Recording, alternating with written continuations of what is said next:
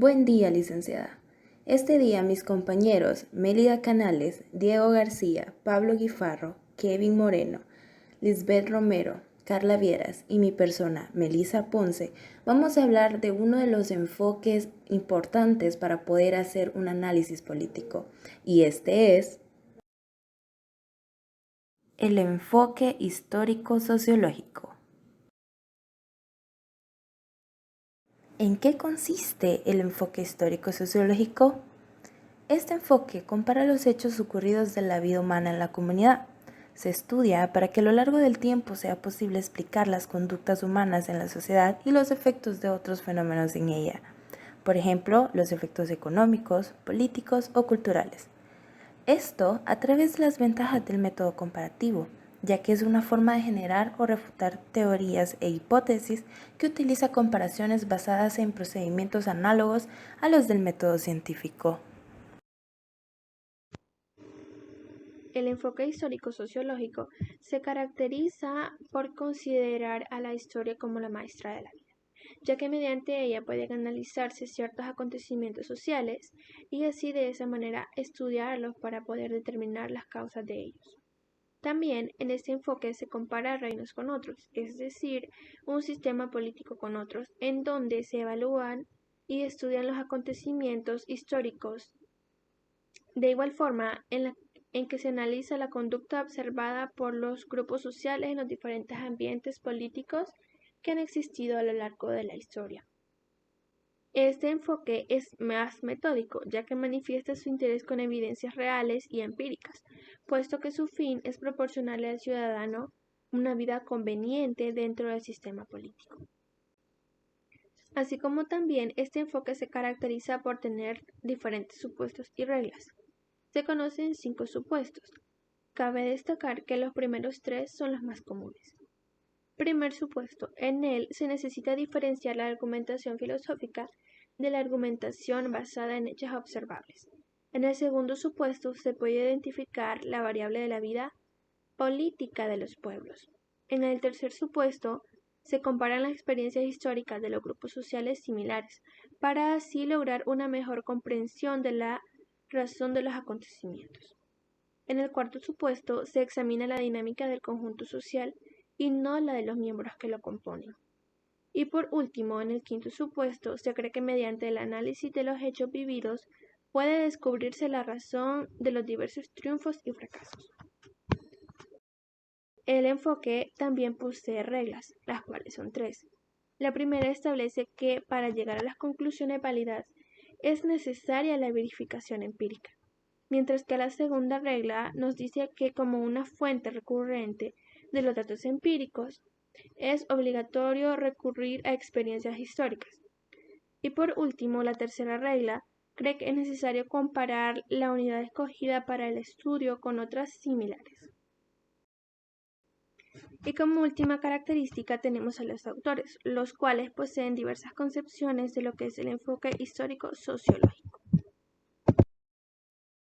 Vemos a la sociedad como un grupo de personas que interactúan entre sí, siendo organizadas por una estructura social que ayuda a analizar y a comprender la realidad y por ende las necesidades que se van desarrollando con la historia, enseñándonos a través de los fracasos y de los triunfos.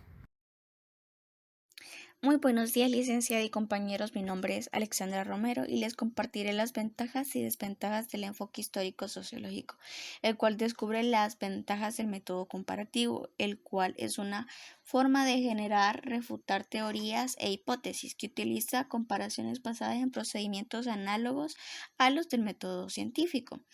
Pero ahora bien, adentrándonos a nuestros puntos a detallar, la ventaja principal de este enfoque se ha producido en obras muy penetrantes sobre los fenómenos políticos, que son los que convergen factores sociales, económicos y militares.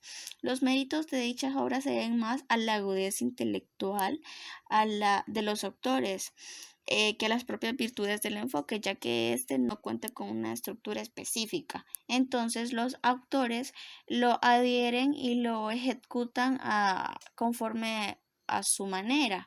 es decir, lo adhieren a su beneficio. Y una de las desventajas de este enfoque histórico sociológico es que puede manejar muy bien la descripción de procesos de cambio políticos, pero se le complica em, y genera bastantes dificultades para explicarlos detalladamente. Y en el análisis que hacen los autores más antiguos que trabajan con este enfoque, los individuos no comparten con las autoridades supremas, así como con los grupos sociales intermedios. Rara vez se nota la preocupación para aclarar conceptualmente los términos, es decir, no es que se vayan detallando uno por uno por la argumentación empleada por los mismos autores. También los autores no se preocupan tanto por la validez de la metodología que emplean, porque como ya lo explicaba, el enfoque es bastante flexible y variante conforme el autor lo adecua a su necesidad, por así decirse. Y en eso concluyo mi parte. Que tengan un buen día. El ejemplo del enfoque histórico sociológico que tomamos es la Revolución Rusa y la Cubana, las cuales poseen ciertas similitudes al tener ambas un carácter socialista. Ambas buscan un cambio en la sociedad. La rusa, por su parte, al ver la hambruna causada por la Primera Guerra Mundial y un panorama decayente en su sociedad, deciden levantarse contra el Estado. Y en Cuba pasa algo similar con el gobierno opresor de Batista y la intervención de los Estados Unidos en política cubana. Deciden levantarse también. El resultado de la Revolución Rusa trae como consecuencia la creación de la Unión Soviética o la URSS y un mecanismo socialista funcional en los primeros años. Y en Cuba un modelo socialista el cual deja a sus personas limitadas en todos los aspectos de su vida. Podemos ver por medio de la historia que estos gobiernos son muy difíciles de sobrellevar, ya que es necesario poseer muchos recursos para poder mantenerlos. Como ejemplo de enfoque histórico sociológico hemos tomado la guerra del fútbol o guerra de las 100 horas entre Honduras y El Salvador, que se desató entre el 14 y el 18 de julio de 1969, en donde la situación social en ambos países fue un elemento importante en la tensión diplomática entre El Salvador y Honduras. Los respectivos gobernantes militares buscaban una salida conveniente para los grupos en el poder político de cada país. Los dos contendientes se caracterizaban por tener una economía nacional basada en la producción de materia prima de origen agrícola.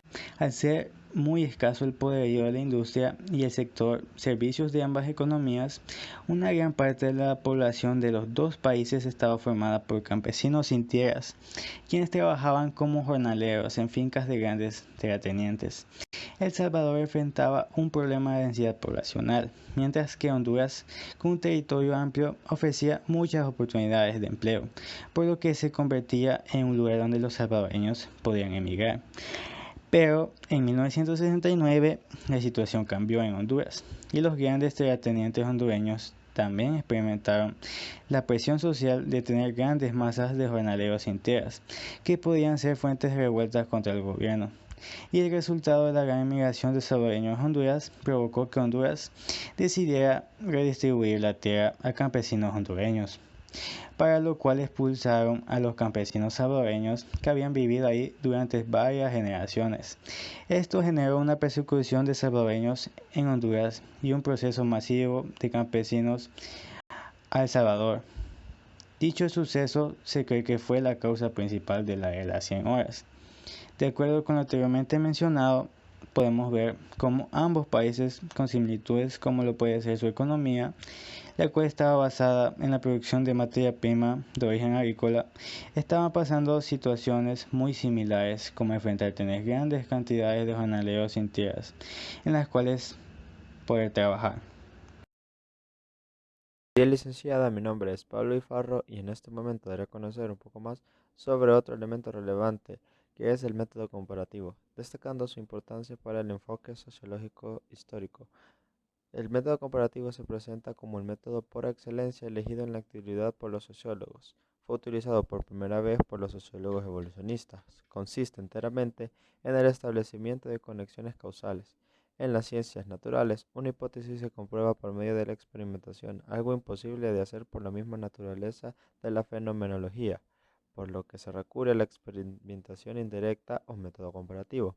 Una parte fundamental de dicho método es el cuidadoso establecimiento de una unidad de comparación válida que nos lleve a la comprobación de la hipótesis por medio de la investigación comparativa, como por ejemplo el fenómeno de migración o la comparación de algunas sociedades capitalistas. Asimismo, de suma importancia en materia jurídica, a la investigación comparativa nos aporta una visión real del marco conceptual jurídico. Podemos equiparar, por ejemplo, en materia de derechos humanos, instituciones, órganos jurídicos, forma de gobierno, etc. Para finalizar, algunas características del método comparativo son que es un método versátil y puede utilizarse como complemento de otros métodos. Puede formar la estructura completa de un proyecto de investigación. Otra característica es que el proceder de análisis permite agregar aspectos nuevos e incluso retirar los aspectos vanos. Es un estudio comparativo que se observan dos o más casos, objetos o eventos.